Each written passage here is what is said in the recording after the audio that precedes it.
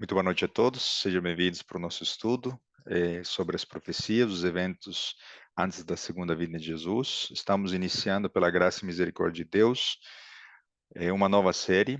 Nós estudaremos por 15 capítulos, Mateus 24, correlacionados com os equivalentes, né, de Lucas e Marcos, em relação aos sinais da volta de Jesus. E nós temos o privilégio de ainda ter tempo, liberdade para estudarmos a palavra de Deus.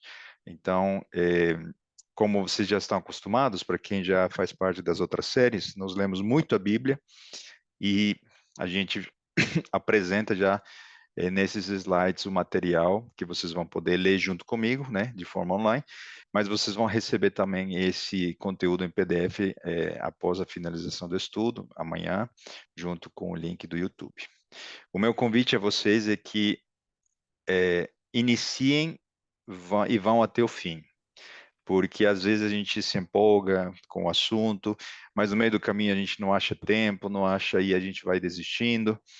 Mas eu fico muito feliz de ter pessoas novas se agregando ao grupo e eu tenho certeza de que o Espírito Santo vai permitir que vocês cheguem até o fim, tá bom? Então, com esse objetivo, apenas compartilhar a palavra de Deus e nos prepararmos para a segunda vinda de Cristo, nós vamos fazer uma oração. Eu vou pedir para o irmão Carlos orar por nós, por favor. Boa noite a Oremos. todos. Oremos. Querido e grandioso Deus, nós te louvamos, ó Senhor, e te agradecemos pelo dom da vida, pela oportunidade que o Senhor nos dá de conhecer um pouco mais da tua palavra através desse estudo. Que o Senhor, ó Deus, através do teu Santo Espírito, esteja nos dando sabedoria para que possamos entender, compreender e colocar em prática os ensinos que aqui serão passados. De forma especial, que o Senhor use mais uma vez o nosso irmão Johan, que ele, inspirado pelo teu Santo Espírito, venha falar em nós. E que nós, ó Deus, possamos, como eu disse, compreender, aceitar.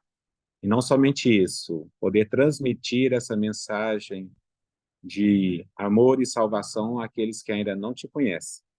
Abençoe, ó Deus, as famílias aqui representadas, cada lar aqui representado. Em nome de Jesus, nós te pedimos e te agradecemos. Amém, Senhor. Amém. Amém. Obrigado, amigo. Muito bem. Então, vocês estão vendo aqui o título do nosso primeiro estudo, né? Nós veremos hoje em que consistem as 7 principais verdades de Mateus 24, ok? Nós vamos fazer uma introdução, nós veremos a estrutura do capítulo, bem por alto. Apenas ainda como introdução, este capítulo não apresenta nenhum diagrama profético, a simbologia é mínima, diferente de Daniel e Apocalipse, e o objetivo de Cristo será examinado junto com esse material para entendermos qual é a mensagem que Deus e Jesus deram para os seus discípulos e principalmente para nós que estamos na véspera da segunda vinda de Jesus, tá bom? Então, é um sermão, é um discurso que Jesus deu para encorajar os seus discípulos para se manterem fiéis até o fim. Ele sabia que os seus discípulos morreriam e viriam outras gerações. E mesmo nós, que não sabemos se Jesus virá nos nossos dias, mas nós fortemente acreditamos e pensamos dessa maneira, pelos sinais que estamos vendo, o mesmo chamado e convite é feito por Deus, para nos mantermos fiéis, apesar dos eventos que às vezes nos desencorajam, das atrocidades, das calamidades, das dificuldades, dos eventos que têm ocorrido nos nossos dias. Então, toda vez que a gente vai iniciar uma leitura bíblica, é bom olharmos para o contexto.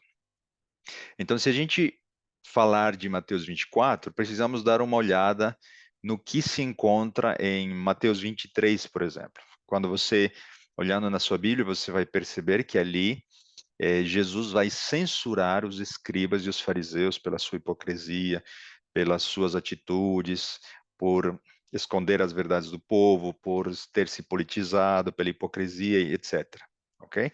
Então capítulo praticamente inteiro dedicado a desmascarar a hipocrisia desses homens que deveriam ser os é, exemplo, né, do povo de Israel e exercer uma liderança verdadeira, não apenas pela posição que eles detinham. No finalzinho do capítulo 23, e aí eu apresento aqui a primeira leitura bíblica, nós temos o lamento sobre Jerusalém. Então, este texto é importante da gente entender, antecede a Mateus 24. Então, dessa maneira, Jesus ele vai dizer o seguinte: Jerusalém, Jerusalém, que matas os profetas e apedrejas os que te são enviados.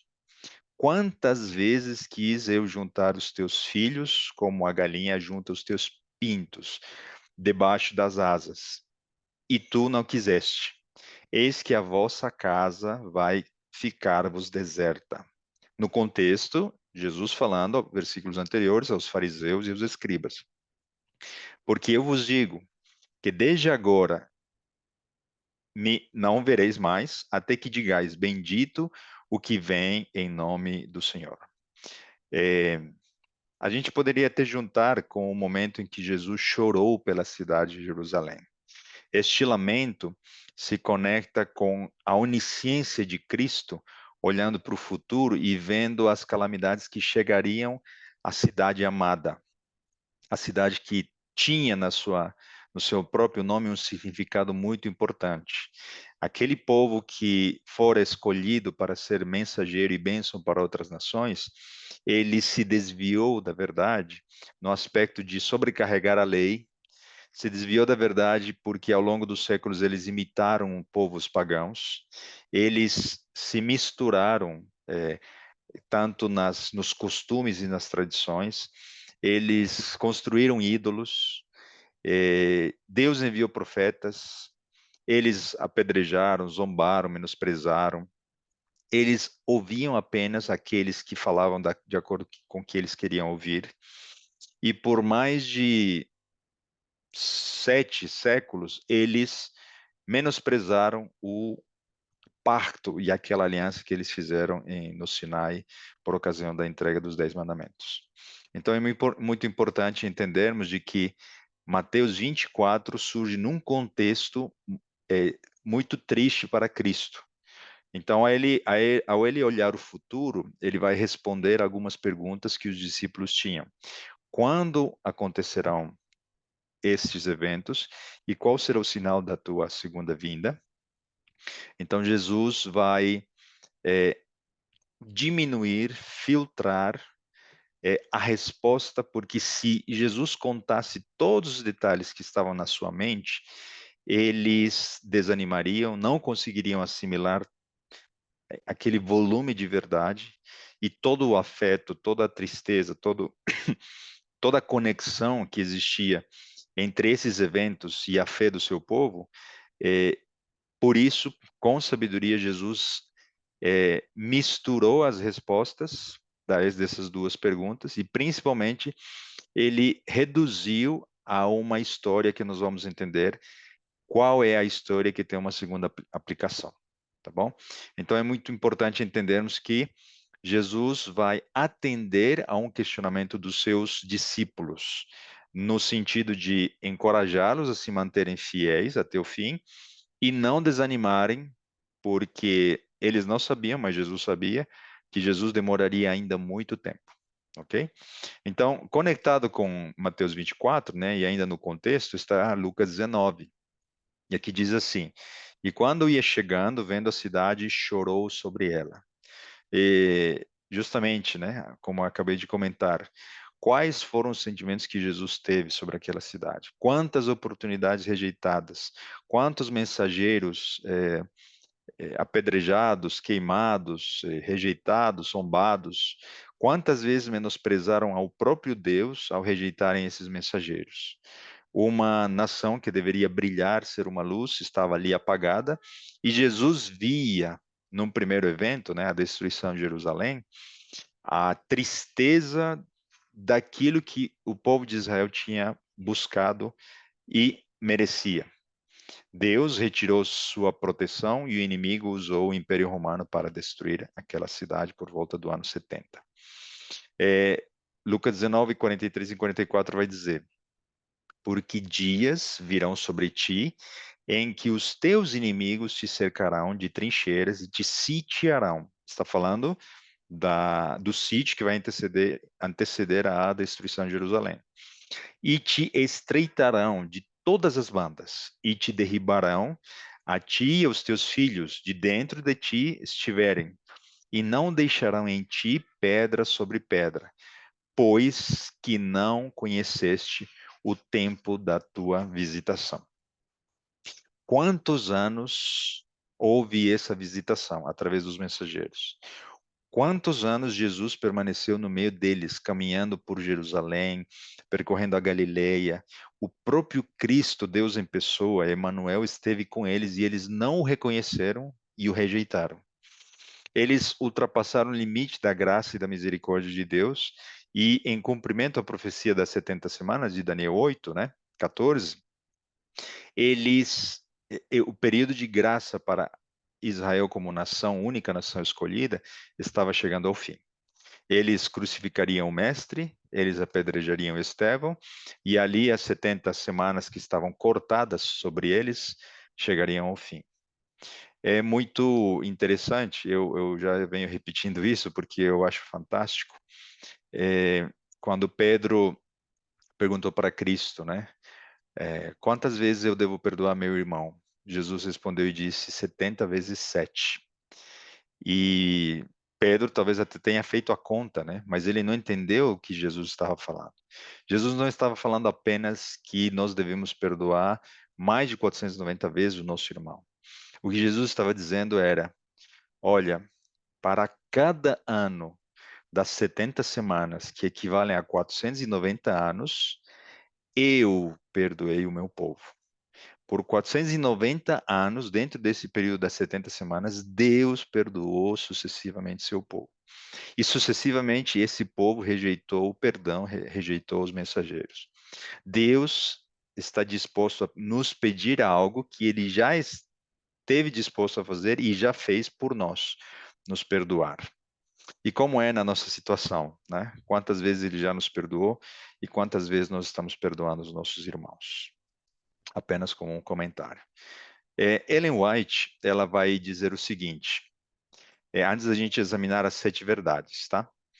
De Mateus 24. Ela diz assim, em Desejar de Todas as Nações, ao referir-se à destruição de Jerusalém, suas palavras proféticas estenderam-se para além daquele acontecimento. Então, nós não vamos ler Mateus 24 hoje, né? Imaginem quanto tempo a gente vai dedicar.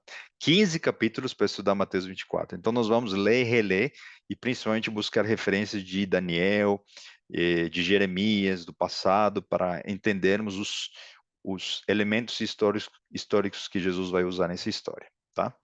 Então, nos primeiros versículos de Mateus 24, e aí uma tarefa para casa, né, para todos nós, leiamos o capítulo inteiro de Mateus 24 após esse estudo, e você vai perceber que nos primeiros versículos se encontra a descrição da destruição de Jerusalém. Por isso que ela está dizendo aqui, as palavras proféticas estenderam-se para além da destruição de Jerusalém. A conflagração final do dia em que o Senhor se levantará do seu lugar. E são esses momentos prévios que nós estamos vivendo, né? Guerras, rumores de guerras. Recentemente tivemos uma pandemia, distúrbios sociais, moralidade em baixa, o amor se esfriará, assassinatos, feminicídios, famílias desfeitas e todos os sinais à luz do nosso dia a dia que se encontra em Mateus 24. Então, o que Ellen White está dizendo é que essa história da destruição de Jerusalém está conectada com a última batalha do conflito final, ok? Então, se levantará do seu lugar Jesus, né, do santuário celestial, para voltar aqui na terra, para punir o mundo por sua iniquidade. Quando a terra descobrirá seu sangue e não mais encobrirá os seus mortos.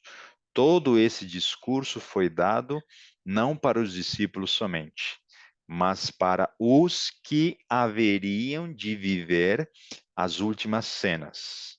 Quem são eles? Você percebe que somos você e eu, que estaríamos aqui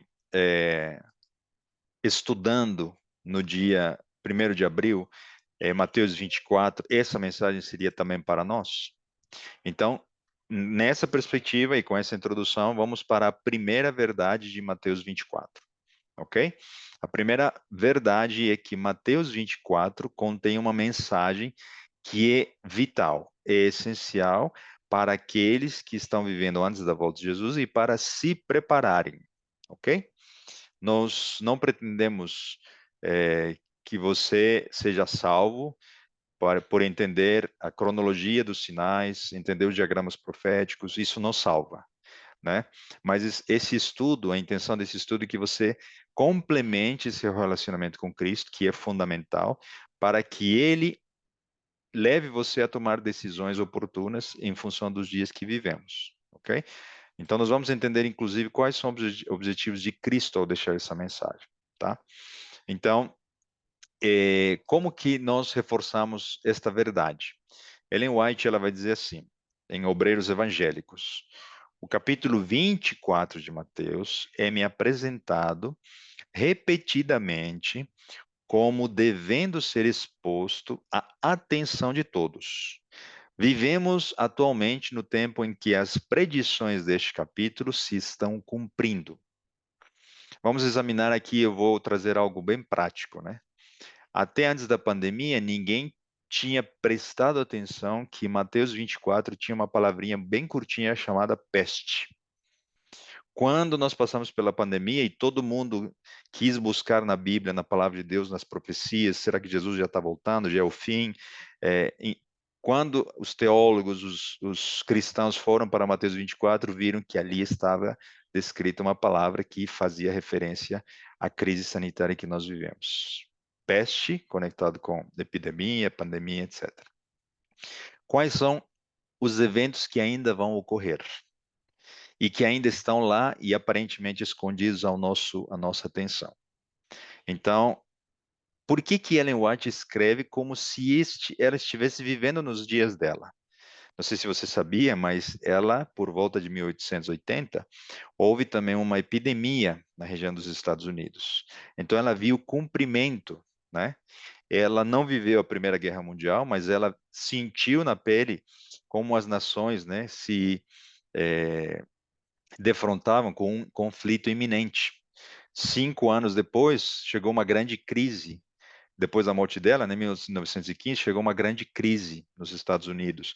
E alguns anos depois começou a Primeira Guerra Mundial. Então, Ellen White vai trazer uma mensagem muito presente, como se fosse no tempo dela, justamente porque ela viveu eventos e sinais similares àqueles que nós estamos vivendo hoje, tá? Inclusive, né, ela viveu a véspera de uma lei dominical que quase foi instaurada nos Estados Unidos, a não ser um apelo no Congresso pelos pastores Jones e Wagner em prol da liberdade religiosa. Então, todos esses eventos estavam muito à luz do que Ellen White estava escrevendo naquele tempo. Ela continua dizendo, né? Expliquem nossos ministros e mestres dessas profecias àqueles que estão instruindo. Ou seja, anciãos, líderes, né, pastores, devemos ter isso do nosso conhecimento para explicar para os nossos irmãos, para que eles fiquem atentos e não sejam enganados. Deixem fora dos seus discursos assuntos, né? Pregues a palavra ou de outros de menor importância e apresentem as verdades que hão de decidir o destino das almas. Então, aí eu trago um parênteses bem curto, né? Nós precisamos entender qual é a verdade para o nosso tempo. Será que estamos assimilando a verdade para o nosso tempo ou não estamos reconhecendo a verdade para o nosso tempo? A verdade para o tempo de Noé era: arrependam-se, entrem na arca. Essa não é a verdade para o nosso tempo. Qual era a verdade presente para Daniel? Não é a verdade para o nosso tempo. Aonde está a verdade para o nosso tempo? Em Daniel, em Apocalipse, É algo que todos nós precisamos entender, seguindo o conselho de Ellen White. Então, é muito importante que nós entendamos Mateus 24? É, ok? Então, esse é número 1. Qual é a verdade número 2? O objetivo do capítulo é impedir que o próprio povo de Deus fosse levado pelos artificiosos e perspicazes enganos de Satanás, ok? Então, em outros momentos, Jesus ele vai trazer outros tipos de mensagens. Por exemplo, se a gente olhar o Sermão da Montanha, né, o Monte das Oliveiras, ele tinha o propósito de impedir que o próprio Deus também fosse enganado, e ele trouxe verdades espirituais de aplicação prática, tá? Porém, nós vamos entender de que a mensagem de Mateus 24 não é dirigida aos incrédulos, aos não crentes, ela é dirigida para os discípulos, para os seguidores de Jesus, ok? Então, Mateus 24 nos diz e nos alerta que Satanás vai tentar enganar, desencorajar, perseguir, né, para que os seguidores de Cristo desanimem da fé e sejam levados e enganados pelos próprios eventos.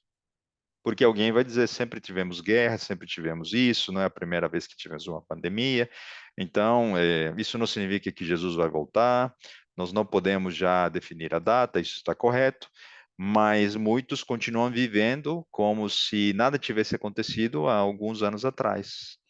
Ou, pelo fato de existirem terremotos sempre, continuam dizendo, ainda virão outras calamidades desse tipo. Então, outro objetivo nosso é que você tenha a perspectiva correta dos eventos depois da nossa série, tá bom? Para que você não defina a data da volta de Jesus, porque Jesus não fez isso em Mateus 24, para que você não diga, Jesus ainda vai demorar 5, 20, 30 anos, e muito menos você diga, Jesus volta daqui a 2 meses ou em 2030, segundo a agenda que a ONU está propondo, por exemplo, tá?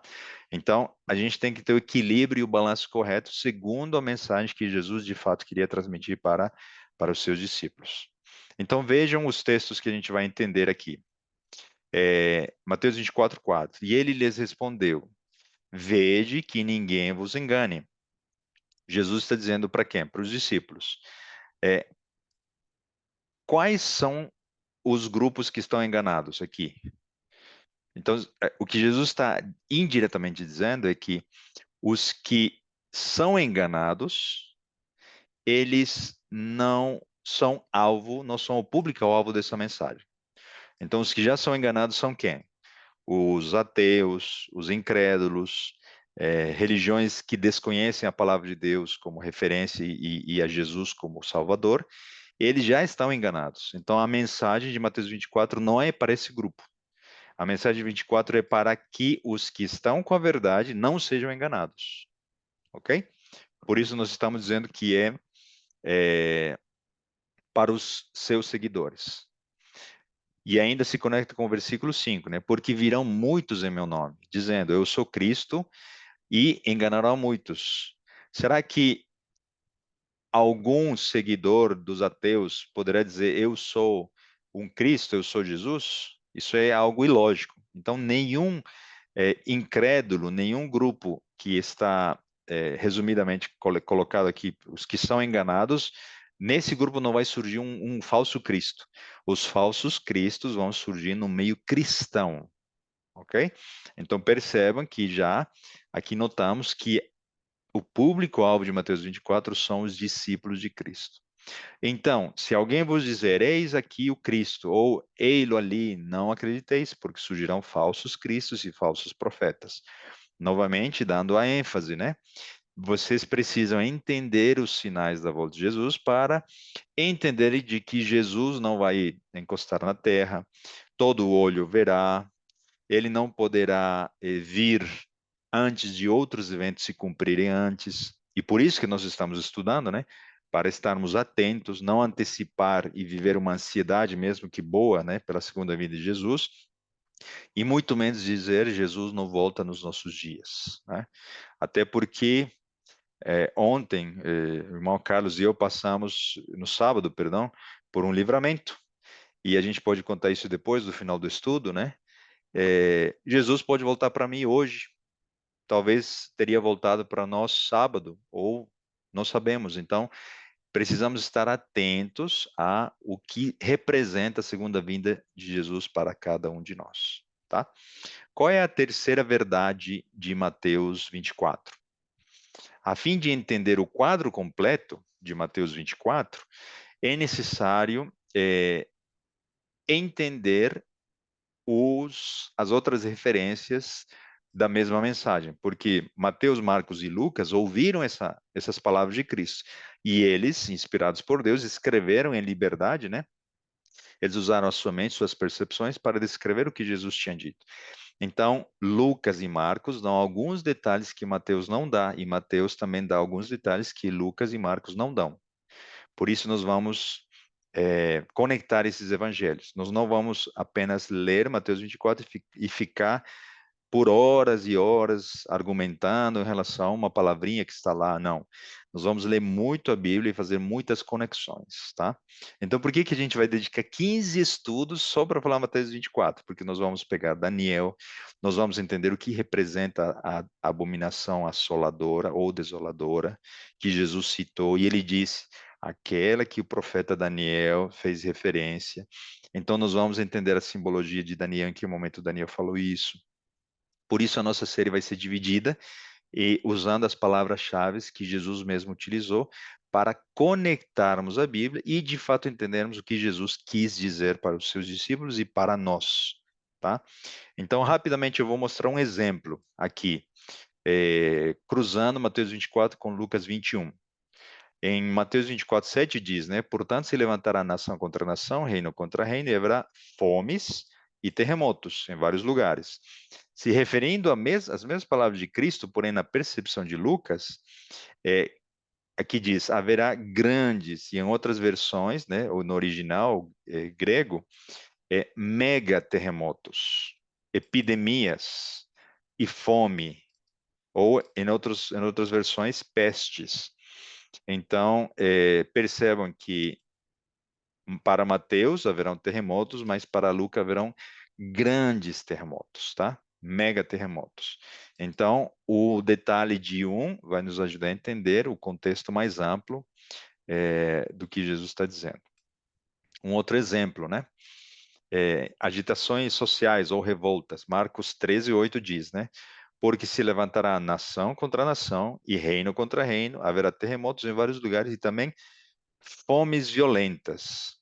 Isso em referência, né, à tradução original, que também pode trazer uma versão de revoltas, porque nós sabemos muito bem, a indignação social surge em função de questões salariais, questões de falta de alimento, falta de sustento, falta de dinheiro, etc. O que vai trazer fome vai ser justamente a necessidade do sustento do povo, tá?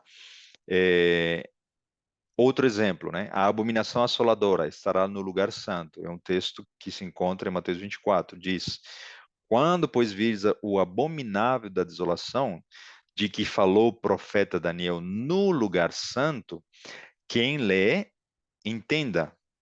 E é isso que nós vamos tentar fazer: entender o que é o lugar santo, o, qual parte de Daniel se encontra essa expressão, a abominação assoladora, tá?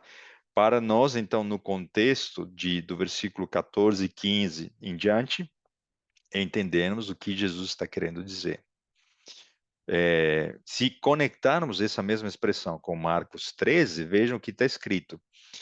Quando, pois, virdes o abominável da desolação, situado onde não deve estar, perceberam? Mateus 24 está dizendo assim, no lugar santo. E Marcos está dizendo no lugar onde não deve estar. Ambos são sinônimos. Então, o que essa abominação desoladora está fazendo no lugar santo? Ok? Então, isso nos ajuda a entender de maneira mais completa, ok? O que Jesus está querendo dizer. Um outro exemplo. Quando, porém, virdes Jerusalém sitiada de exércitos, sabei que está próxima a sua devastação. Então, nós vamos entender que na geografia de Jerusalém havia uma área perimetral que definia como um lugar santo essa região geográfica de Jerusalém, ok? Talvez você já tinha indiretamente pensado que seria o lugar santo do santuário.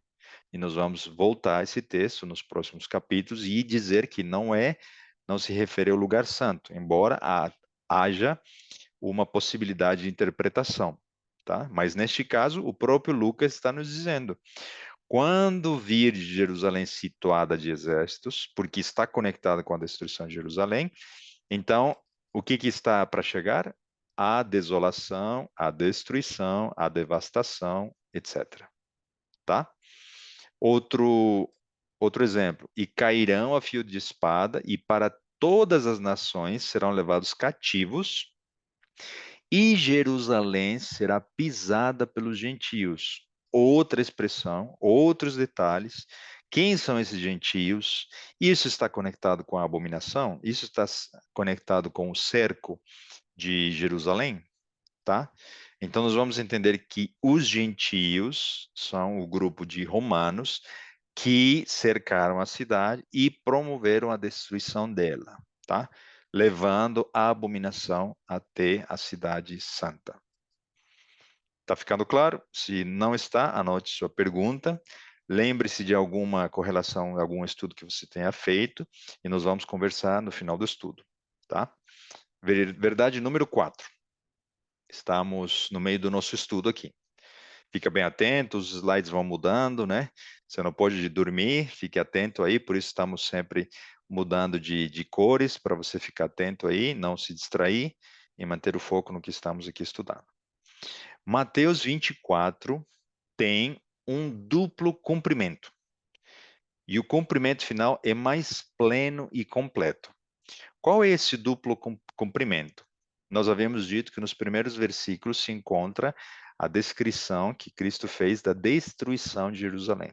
Então, ele está profetizando a destruição de Jerusalém, esse é o primeiro cumprimento, e um segundo, nós vamos ver daqui a pouco muitas citações de Ellen White, dizendo que a destruição de Jerusalém é um tipo da destruição final que virá sobre o mundo. Tá?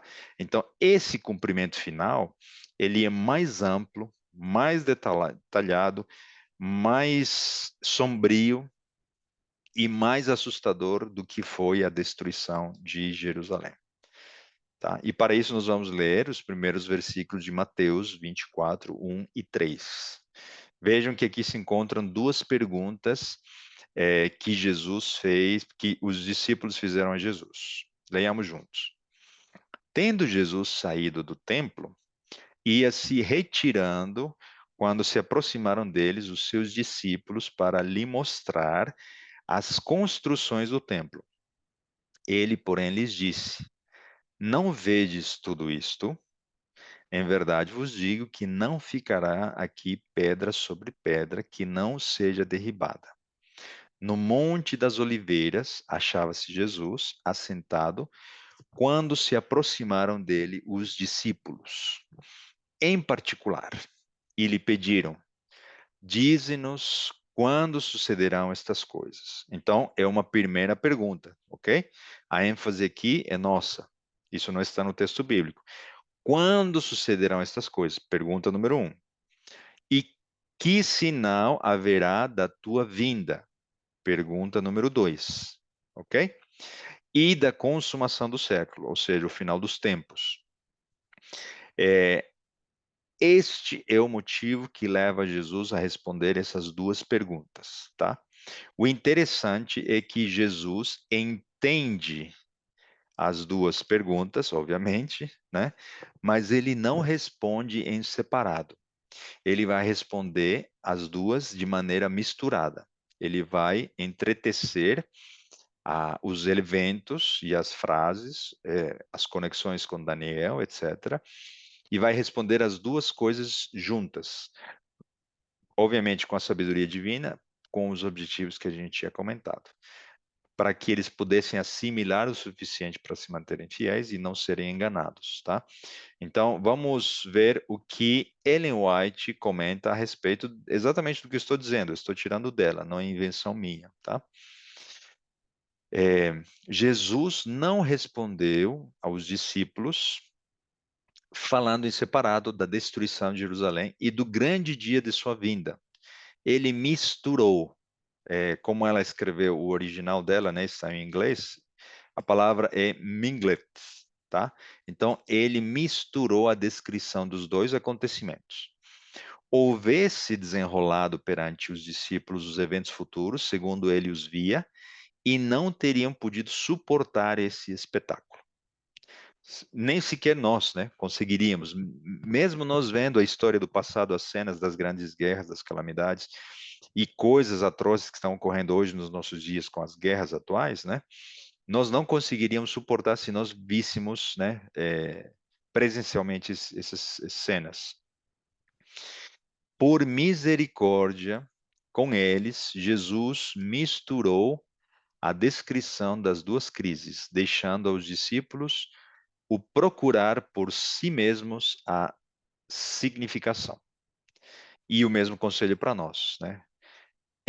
Deus deixou na sua palavra conteúdo infinito, né? Porque a sua palavra é profunda demais, de maneira que nós devemos escavar, esquadrinhar, esquadrinhar para encontrar as verdades. Esse outro objetivo que Deus revela da maneira que a gente conhece a palavra de Deus. Não é para que um cientista, um gnóstico ou alguém que é incrédulo possa, numa leitura simples, entender a verdade, porque para nós ouvirmos a palavra de Deus, precisamos ter fé, né? Que ela de fato é a palavra de Deus e tem algo profundo para nós. Ela continua: a profecia que ele proferiu era dupla em seu sentido. Ao mesmo tempo em que prefigurava a destruição de Jerusalém, representa igualmente os terrores do último grande dia. Então, e ela dá alguns outros detalhes, né? Os terrores do último grande dia serão maiores daqueles vistos na destruição de Jerusalém. Da queda de Jerusalém, passaram os pensamentos de Jesus a um mais amplo juízo. Na destruição da impenitente cidade, viu ele um símbolo da final destruição a sobrevir ao mundo. Então, Deus, fechada as 70 semanas, fechado o tempo de graça para Israel como nação era escolhida, Deus retirou a sua proteção, os seus anjos se retiraram da cidade e os romanos, usados por Satanás, destruíram e asolaram a cidade. Um outro juízo virá sobre o mundo. E Jesus, que conhece a história, né, e consegue desdobrar, né, a história, e a história vem se repetindo em vários ciclos, né, neste caso dois, um tipo e um antítipo, vai trazer vários elementos que vão nos mostrar como será a destruição que ainda está no futuro. E, por sinal, né, falando em que a história vai se repetir, para quem tem interesse, nós acabamos de terminar há 2 semanas a nossa série profética sobre o que as histórias do passado escondem em relação ao que ainda vai vir no futuro. Vale a pena você conferir se você está entrando no nosso canal agora ou está acompanhando nossos estudos ao vivo, tá bom? Nós até poderíamos ter incluído esse estudo aqui, né, no nosso estudo anterior, porque a destruição de Jerusalém é um tipo da destruição final do mundo. Cristo viu em Jerusalém um símbolo do mundo endurecido na incredulidade e rebelião, e apressando-se ao encontro dos juízos retribuidores de Deus. Como está o mundo hoje? Ele, mesmo depois de guerras, mesmo depois de pandemias, como se encontra a espiritualidade do mundo? Voltou ao mundo que era antes da pandemia? As pessoas continuam vivendo do prazer, do que é momentâneo, e mesmo do outro lado do mundo, pessoas sofrendo fome, etc., nós continuamos vivendo do mesmo jeito que vivíamos antes? Ou algo está ainda sensível dentro de nós para, no mínimo, né, orarmos por essas pessoas que estão sofrendo do outro lado do mundo? Jesus, olhando para a última geração, viu o mundo envolto em engano semelhante. Você consegue perceber que o mundo hoje está sendo enganado? Apocalipse e Daniel nos levam a entender em que consiste o engano atual. O inimigo criou uma tese e uma antítese e está levando a um conflito entre ambos os lados, na religião, na política, nas ideologias, e até mesmo conflitos bélicos de uma tese e uma antítese. E o mundo inteiro não consegue perceber de que esses supostos bandos opostos, na verdade, fazem parte de um plano do inimigo de avançar com o estabelecimento de uma nova ordem mundial. O engano que nós estamos vivendo é semelhante ao engano que Jerusalém esteve vivendo no passado. Qual era a condição da igreja escolhida de Deus naquele tempo? Os fariseus se juntaram à política? Não foram eles que assassinaram a Jesus? Obviamente, Jesus entregou sua vida, né? Ele não foi assassinado, ele foi morto como um cordeiro, mas eles pediram a Pilatos para poder executar os planos que eles tinham. A religião vai levar a política a estabelecer leis para perseguir os filhos de Deus. Você percebe que Roma esteve no domínio na época da destruição de Jerusalém? O que isso sinaliza em relação a Roma, que está em vias de curar sua ferida? Não vai ser Roma do mesmo jeito que vai estabelecer a marca da besta, a imagem da besta, que vai surgir no mundo ocidental, com a simbologia de Apocalipse 13 da besta que surge da terra. Você percebe que o engano é semelhante, mas as pessoas não percebem que a história está se repetindo? Então vejam que é interessante como Deus esconde verdades nos episódios históricos do passado. E como a gente usava, né, no nosso slogan da nossa série anterior, né, a profecia é a história cumprida e a história é a profecia predita. Por isso nós vamos olhar para a destruição de Jerusalém, nós vamos ver o que Flávio José, o historiador, fala sobre isso, em que ano, quantos sítios ocorreram, quem foi o imperador, quem foi o general. Tudo isso vai ter uma aplicação futura, acreditem. E isso vai ser muito interessante para entendermos o que ainda vai ocorrer no futuro. Então, o grande pecado dos judeus foi rejeitar a Cristo. Será que nós estamos rejeitando a Cristo nos nossos dias? Em que formato nós esperaríamos que Jesus falasse para cada um de nós se ele estivesse nos nossos dias? Será que ele estaria todos os sábados nos nossos templos? Ou ele estaria levando o livro Grande Conflito todos os sábados e ele, uma vez ou outra, apareceria na nossa igreja? Será que ele estaria curando os enfermos e pregando dia e noite? E quando nós talvez esperaríamos que ele enviasse um comunicado oficial através da Igreja Adventista do Sétimo Dia que chegasse até nós? De que maneira nós estamos entendendo e estamos percebendo que Jesus está enviando uma mensagem para nós? Percebam, né? Os sábios do Oriente, que não eram judeus, que não eram dos seus, entenderam os tempos da primeira vinda de Jesus. Qual será o grupo que vai entender os tempos da segunda vinda de Jesus? O povo escolhido ou serão os últimos que chegarão primeiro, antes de nós, que nós estamos aqui com a verdade presente e o privilégio de conhecer? Então, tudo isso é muito sério, né? Porque às vezes nós pensamos que nós não estamos ajeitando Jesus, nós não estamos menosprezando suas mensagens, quando na verdade nem sequer sabemos quais são as suas mensagens para os nossos dias. O grande pecado do mundo cristão seria rejeitarem a lei de Deus. Você já ouviu dizer que a lei de Deus foi abolida, de que o sábado não é mais para os nossos dias, de que o quarto, o segundo mandamento não precisam serem guardados? Ou talvez ainda no nosso âmbito, né? No nosso âmbito adventista, se nós acreditamos que a lei de Deus não pode ser cumprida pelo poder e pela graça e a justiça de Cristo, será que nós também estamos rejeitando essa lei? São muitas questões que a gente está levantando e não estou querendo trazer dúvidas, né? Apenas estou trazendo questões que o povo que deveria ser o povo da Bíblia conhece e domina e consegue defender a sua fé diante de tribunais.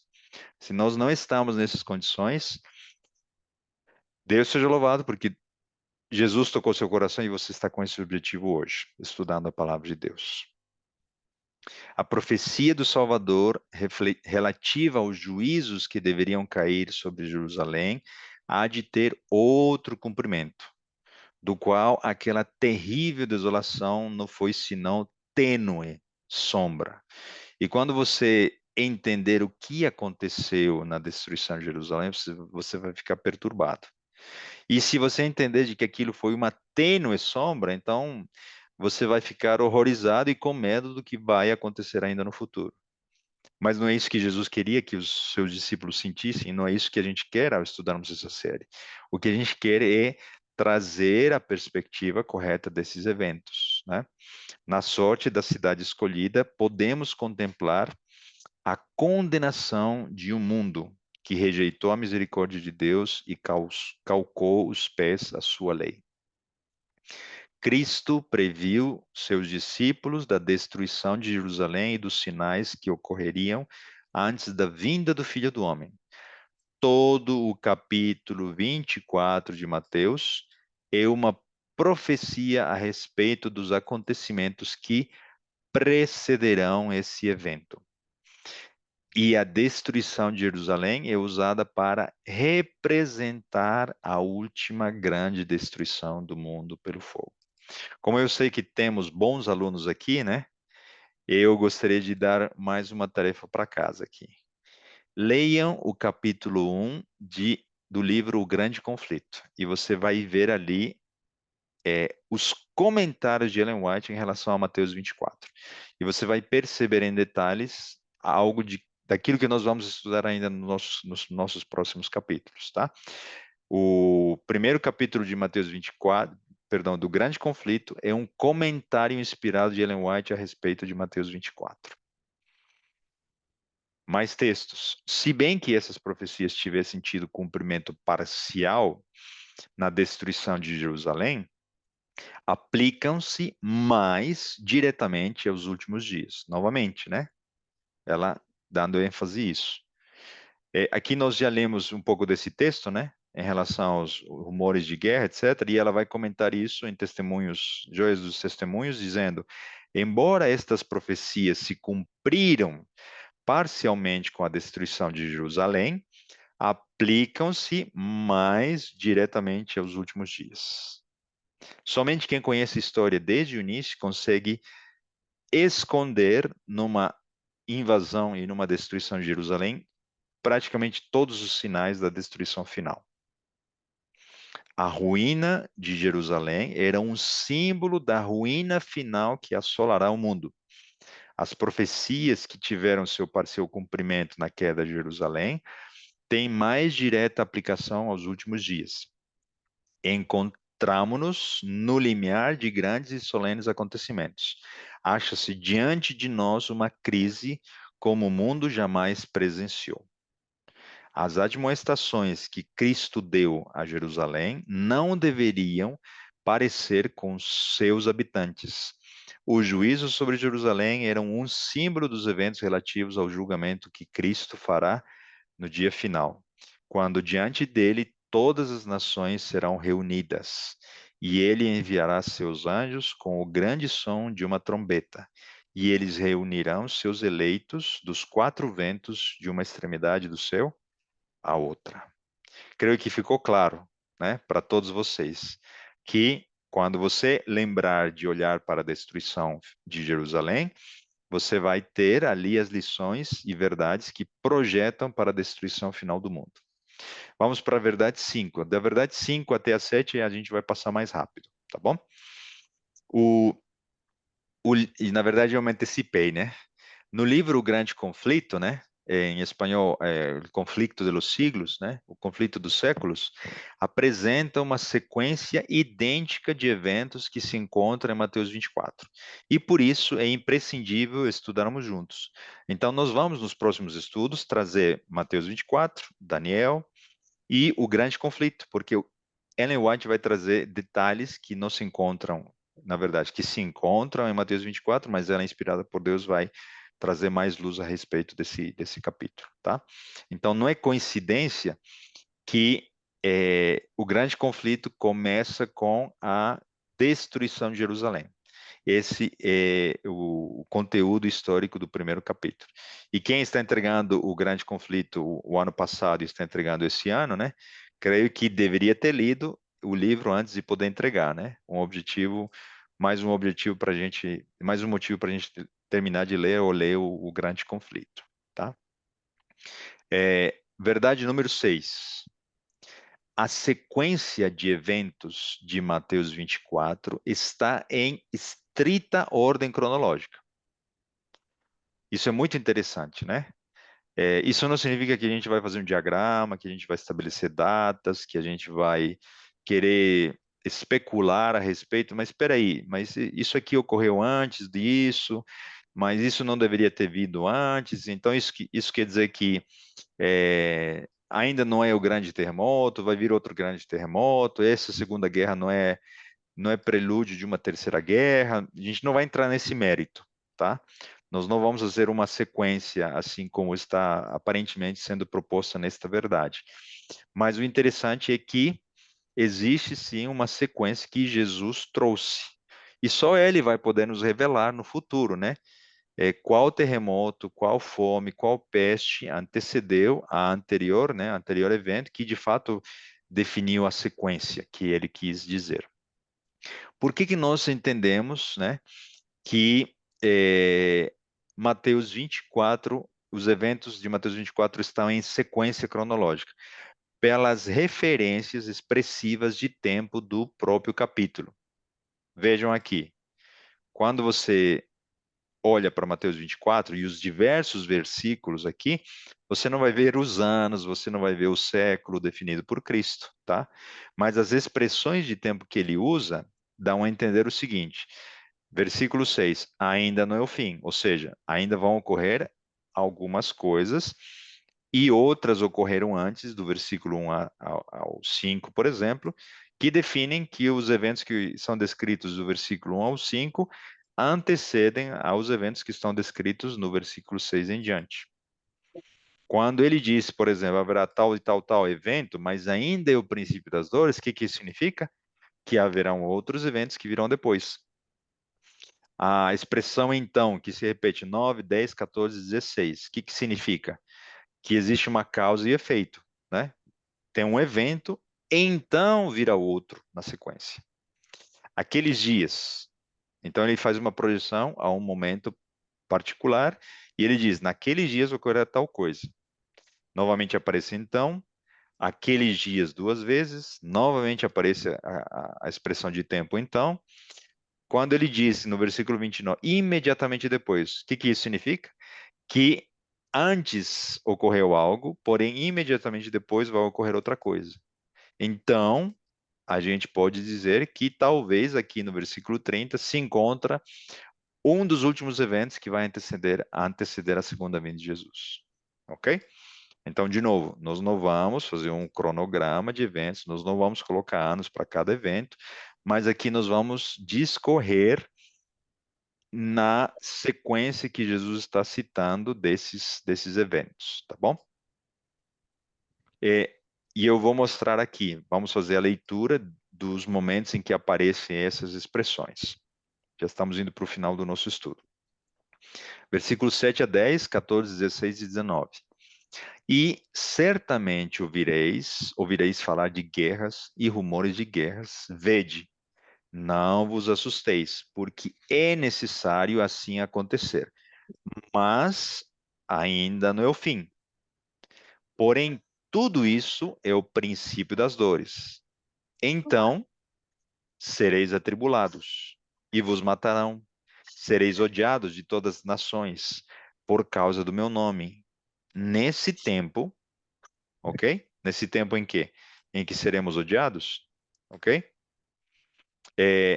Hão de se escandalizar, trair e odiar uns aos outros. E será pregado este evangelho do reino por todo o mundo para testemunho de todas as nações. Então virá o fim. Versículo 16. Então os que estiverem na Judéia fujam para os montes. Como dando a entender o quê? Quando o evangelho é pregado e quando termina o tempo de graça, então ocorre o quê? A fuga das cidades para os montes. Perceberam? Ai das que estiverem grávidas e das que amamentarem naqueles dias, porque nesse tempo haverá grande tribulação, como desde o princípio do mundo até agora não tem havido e não haverá jamais. Não tivessem aqueles dias sido abreviados, e Deus vai ter misericórdia, né? Obviamente, ninguém seria salvo. Mas por causa dos escolhidos, tais dias serão abreviados. Então, se alguém vos dizer, eis aqui o Cristo, não é por coincidência, na verdade, por providência, um dos últimos enganos de Satanás, ele simulando a segunda vinda de Jesus? Então, não acrediteis. Ou ei-lo ali, né? Não acrediteis. Logo em seguida, né? Ou imediatamente depois, a tribulação daqueles dias, o sol escurecerá, a lua não dará sua claridade e as estrelas cairão do firmamento. Se a gente está analisando isso na sequência, o que que isso significa? Que quando Jesus deixar o santuário celestial, é muito possível e provável que nós vejamos os sinais do sol, da lua e das estrelas no céu. E não levemos esses eventos para o passado, quando Jesus passou do lugar santo para o lugar santíssimo. E nós entendemos que isso ocorreu por volta do ano 1833, né, a queda das estrelas, se não me engano. Agora não vai falhar a memória, 1750, né, o, o eclipse de Sol, e não foi apenas um eclipse, né, etc. Ok? Então, só estou trazendo lampejos, né, dicas, alimentando a curiosidade de vocês, para que estes eventos, que estão na ordem das expressões de tempo, vão ocorrer pouco antes de Jesus mudar as suas vestes sumos sacerdotais e vestir as suas vestes de batalha como Miguel, aquele que vai vir em prol dos seus filhos, né? Em cumprimento de Daniel 12:1. Então aparecerá no céu o sinal do Filho do Homem. Perceberam que eu fiz um comentário conectado com o que o santuário vai ocorrer? E que imediatamente depois dele deixar o lugar santíssimo, Apocalipse dirá que vão ocorrer o derramamento das pragas? Ok? Então, juntando Apocalipse, Daniel, etc., nós podemos entender melhor, da melhor maneira, Mateus 24. Todos os povos da terra se lamentarão e verão o Filho do Homem vindo sobre as nuvens dos céus, com poder e glória. Louvado seja Deus, porque nós almejamos esse dia. E tomara que nós estejamos vivos, e não para ver esses horrores, e sim para abrirmos os nossos braços e olharmos para cima, né? E dizermos: eis o nosso mestre a quem aguardávamos. E finalmente, a última verdade, a palavra outros, em Mateus 24, aplica-se a todos os crentes de todas as épocas. A quem representam esses outros? Você e eu. Nós somos o discípulo do discípulo do discípulo que fez um discípulo. Então nós estamos seguindo talvez a João, a Pedro, a Tiago, porque eles seguiram a Jesus. Então nós somos discípulos da mesma maneira como eles foram. Vejam, Jesus, aproximando-se, falou-lhes dizendo: Toda autoridade me foi dada no céu e na terra. Ide, portanto, fazei discípulos de todas as nações, batizando-os em nome do Pai, do Filho e do Espírito Santo, ensinando-os a guardar todas as coisas que vos tenho ordenado. Para quê? Para que não sejamos enganados, para que permaneçamos fiéis antes da volta de Jesus. E eis que eu estou convosco todos os dias até a consumação do século. Pedro, Tiago, João morreram. Jesus não está mais com eles, eles estão descansando e aguardam o dia da ressurreição. Então, com quem está Jesus hoje? Com você e comigo. Deus seja louvado pelo seu interesse, né? Em estudar a palavra de Deus, porque você é chamado a ser discípulo. E vejam como termina aqui nosso estudo. É uma oração que Jesus fez, uma oração maravilhosa em João 17. Não rogo somente por estes, falando dos discípulos, né, dos 12, mas também por aqueles que vierem a crer em mim, por intermédio da sua palavra, a fim de que todos sejam um, e como és tu, ó Pai, em mim e eu em ti, também sejam eles em nós, para que o mundo creia que tu me enviaste. Outro objetivo de Mateus 24 é o quê? Mantermos a unidade. Não é porque um evento X, Y que vai ocorrer que a gente tem que deixar a igreja, que a gente tem que formar um outro grupo, que a gente tem que abandonar tal localidade. A gente tem que entender tudo no seu devido contexto, na perspectiva correta, e em Cristo Jesus permanecermos, né, atentos à voz dele. Porque mais importante de conhecermos a lista cronológica de eventos é nós ouvirmos a voz de Deus em relação às decisões que nós precisamos tomar nos últimos dias. Que Deus seja louvado pela oportunidade de termos estudado hoje. Obrigado pela sua presença.